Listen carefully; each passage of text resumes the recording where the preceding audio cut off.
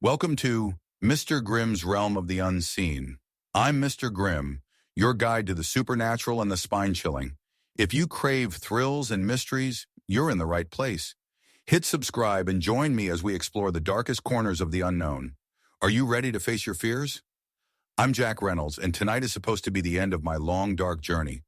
I've served my 25 years at Eastern State Penitentiary, and in the early hours of tomorrow, I'll finally step out of these cold, unforgiving walls.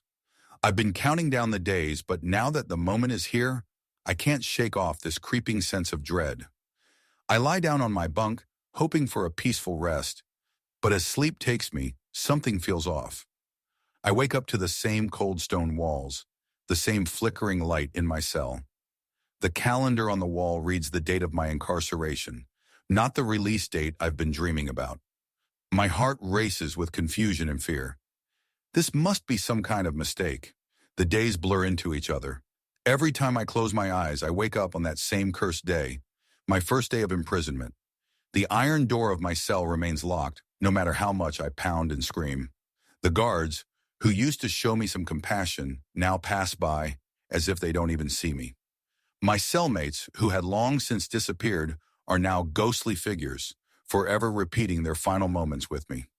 Driven by desperation, I managed to sneak into the old library, a place long forgotten and filled with dust-covered books.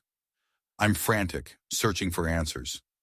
Among the crumbling pages, I find an old ledger that details strange occurrences in the prison's history. One entry describes a haunting phenomenon: inmates condemned to this prison who had already died but were forced to relive their final days endlessly. The realization hits me like a punch to the gut. I recall the day I was sentenced, the stress, the heart attack, the collapse. I died that day, but they'd kept up the charade, placing my body back in the cell to maintain the pretense of a living prisoner.